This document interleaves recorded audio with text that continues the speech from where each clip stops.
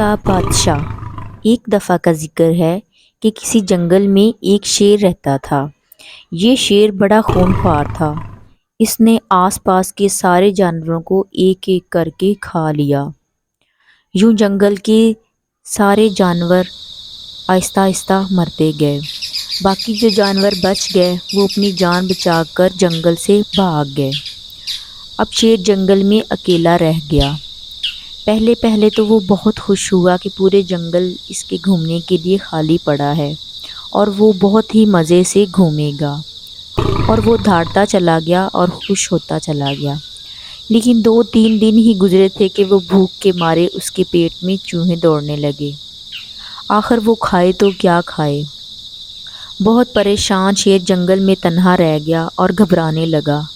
ہر طرف سناٹا تھا، وہ کسی سے بات بھی نہیں کر سکتا تھا۔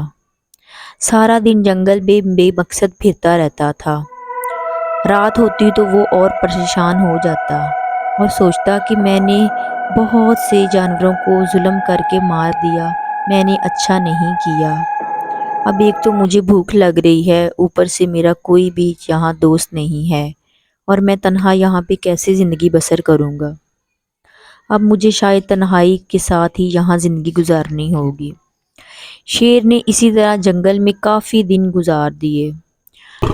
کبھی کبھار کوئی بھولا بھٹکا جانور جنگل میں آ جاتا تو بھوک سے پریشان ہو کر وہ اسے کھا لیتا۔ نہیں تو اس نے سوچ لیا تھا کہ وہ اب ایسا نہیں کرے گا، لیکن بھوک مٹانے کے لیے کھا لیتا اور پھر بعد میں خود کو کوستا کہ میں نے کیوں اس کو کھا لیا۔ یوں ہی دن گزرتے رہے، وہ تنہا رہ گیا اور سوچنے لگا، میں اب مزید اس جنگل میں نہیں رہ سکتا، میں اب اس جنگل کو چھوڑ کر کہیں اور چلا جاؤں گا جہاں پر بہت سارے جانور ہوں گے۔ وہ یہ سوچ کر ایک جگہ چلنے لگا۔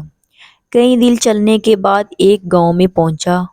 وہ انسانوں اور جانوروں کو دیکھ کر وہاں بہت زیادہ خوش ہوا اور سوچنے لگا، اب میں یہیں رہوں گا اور ان سب کے ساتھ دوستی کروں گا، اور اگر کسی نے بچا کچا کھانا دے دیا تو وہ میں کھا لوں گا، اور کسی کو بھی میں تنگ نہیں کروں گا اور نہ ہی ان کو کھاؤں گا۔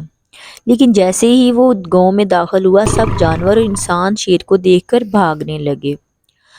کچھ دور ایک کسان کھیتوں میں پانی دے رہا تھا۔ جیسے ہی کسان نے شیر کو اپنی طرف آتے دیکھا، اس نے مویشیوں کو چارہ تیار کر کے بٹن کے بڑے کنستر کو اس کے گلے میں ڈال دیا اور شیر کے گلے میں پھنس گیا۔ اب شیر نے دوڑ لگانا شروع کر دی، کیونکہ شیر کو کچھ بھی نظر نہیں آ رہا تھا۔ بہت مشکل سے شیر درختوں کے جھنڈ میں پہنچا۔ ایک درخت کے سہارے اس نے اپنے گلے میں پھنسا کنستر نکالنے میں کامیاب ہو گیا، اور اس کو اندازہ ہو گیا کہ اس کا کردار اس طرح کا ہے، کوئی بھی جانور یا انسان اس کے ساتھ دوستی نہیں کر سکتا، اور آخر کار وہ اپنے اسی پرانی جگہ میں جنگل میں چلا گیا اور وہیں رہنے لگا۔ آہستہ آہستہ جانور بھی اسی جنگل میں واپس آ کر رہنے لگے، اور شیر ان کو دیکھ کر بہت خوش ہوا، اور اس نے خود سے وعدہ کیا کہ وہ اب کبھی بھی کسی معصوم جانور کو نہیں کھائے گا۔ اس طرح شیر کی تنہائی بھی دور ہو گئی۔ پیارے بچوں، ہمیں بھی ایک دوسرے کے ساتھ پیار محبت سے رہنا چاہیے اور دوستانہ ہو کر رہنا چاہیے۔